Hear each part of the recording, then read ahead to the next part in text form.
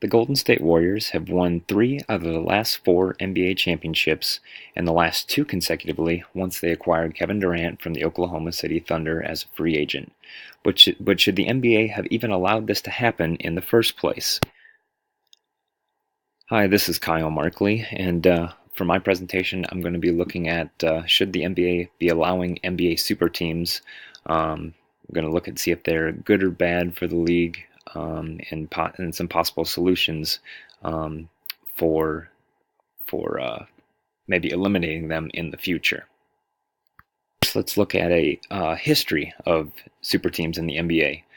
Going back into the mid to late 90s, of course, you had Michael Jordan's Chicago Bulls, who had acquired Dennis Rodman and the top player from Europe, Tony Kukoc, at the beginning of the season for 1996. And of course, they would go on to win 3 straight NBA championships.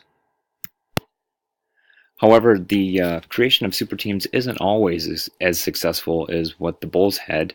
Later in the 90s, the Houston Rockets acquired Scottie Pippen and Charles Barkley to pair up with Hakeem Olajuwon and Clyde Drexler, and that was not successful. Same thing with the LA Lakers in 2003-2004, acquiring Hall of Famers Karl Malone and Gary Payton to pair up with Shaq and Kobe, as they would lose in the finals to the Pistons. And then uh, later, around 2010, I believe it was, Lakers acquiring Steve Nash and Dwight Howard, which ended up being a total disaster. And then just this past year, the Oklahoma City Thunder paired up Carmelo Anthony and Paul George with Russell Westbrook, and that turned into a first round playoff exit as they would get eliminated 4 games to 1. On the other hand, there has been some successful efforts recently when the Celtics acquired Ray Allen and Kevin Garnett to pair up with Paul Pierce. They took home the championship in 2008. The Miami Heat, of course, pairing up LeBron James and Chris Bosh with Dwayne Wade, won 2 championships. And the Cleveland Cavaliers, acquiring LeBron James and Kevin Love to pair up with Kyrie Irving, won a title in 2016. And then, of course, the Golden State Warriors winning a title in 2015, and then acquiring Kevin Durant and winning titles in 2017 and 2018. First, let's look at some of the cons. Games are less competitive with super teams, more blowouts. Outcomes are more predictable, so there's less drama as the game goes along and the season goes along. NBA playoffs are not as exciting. It can be very predictable, particularly the last 4 years, having the same playoff or having the same finals matchup with the Cavs and the Warriors. Some people, even players, think like what Kevin Durant did was taking the easy way out, as you know, his Thunder lost to the Warriors in 7 games, and then he decided to join up with the Warriors instead of trying to go back at them the next year and beat them.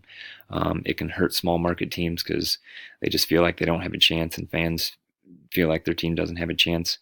And then I guess anytime Michael Jordan has an opinion about something, you have to mention it.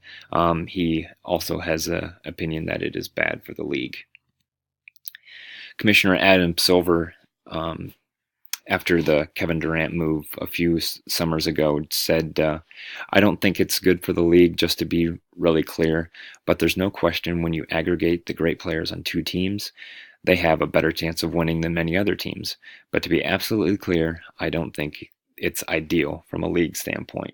So Adam Silver chiming in, saying he doesn't think it's good for the league, which is pretty interesting for the leader of the league to take a stance like that.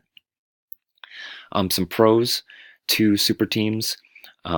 These particular teams generate a lot of interest. People want to come see them play. They draw a lot of fans to the games, and people are willing to pay very high prices to come to those games. it shows fans great basketball. Great players playing together is a lot of fun to watch, and it's really good basketball. A lot of people are into fantasy teams nowadays, so it's kind of like a real life fantasy team come to life, which is kind of fun. If I guess if you're into the fantasy league thing, and the Golden State Warriors in particular, they can play at an otherworldly level. They have arguably two or three of the greatest shooters of all time, with Kevin Durant, Klay Thompson, and Steph Curry. And when they're on with their shooting, it's pretty remarkable to watch with their shooting and the ball movement, the way they move it around. LeBron James has given his opinion on the issue. He says, "Is it fair? I don't care. I think it's great. It's great for our league. Look at our TV ratings. Look at the money our league is pouring in. Guys are loving the game. Our fans love the game." So obviously he um, may be a little biased since he's been a part of a few quote super teams, but he's definitely all for it. But on the other hand, he's also been beat by the Warriors 3 times, so he's fallen victim to arguably the greatest super team of all time. Um, Looking at it from a financial aspect, NBA team values, average NBA teams worth is $1.65 billion now. That's a 22% increase just over the previous season.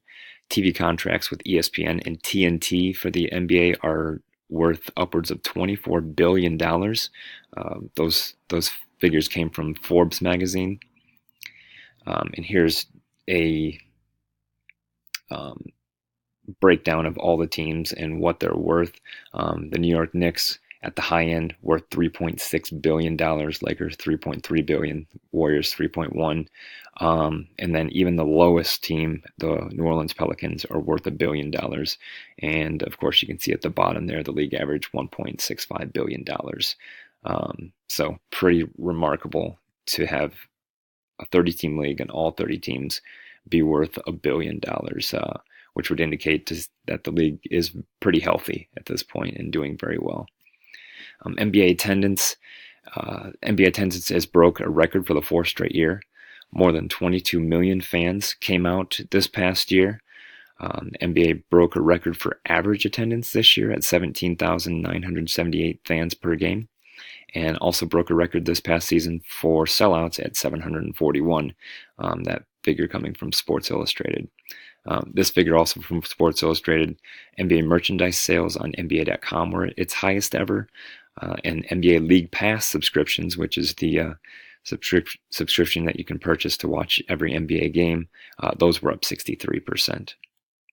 NBA TV ratings also up, 4-year high this past season, up 8% over the previous season. And the NBA Finals ratings in 2017, last year, the first year that Durant was on the Warriors, that finals averaged 20.4 million viewers. That's the highest since 1998, which was, of course, Michael Jordan's last season with the Chicago Bulls.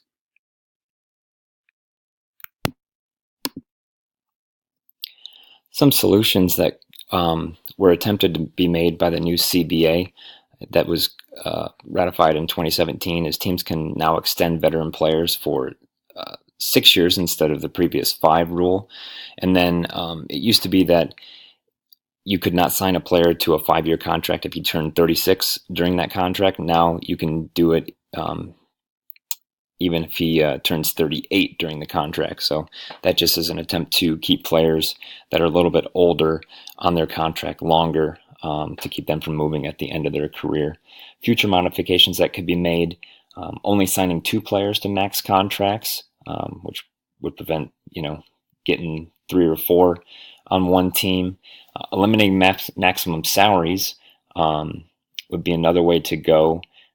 That would basically you could sign a player for as much as you wanted, so that would kind of limit your money if a player wanted more than what maximum salaries are now. A hard salary cap would prevent you from going over the salary cap at all. Right now, you can go over a little and pay like a luxury tax. And then the current team could be allowed to offer a larger contract to the superstar, which would be an incentive to stay with the team because then he could make more money. So in conclusion, should NBA allow super teams? If you look at the raw numbers and how successful the NBA is right now, it would seem to be that it would make sense to allow it and keep things the way they are, because the NBA is as healthy as it has ever been right now and as profitable as it's ever been right now. So I know a lot of fans may not like that, especially fans of teams that feel like they don't have a chance. But I would say if you're just looking at profitability and the economics of it, NBA super teams or the NBA allowing super teams has been a good move for the NBA. Thank you for listening.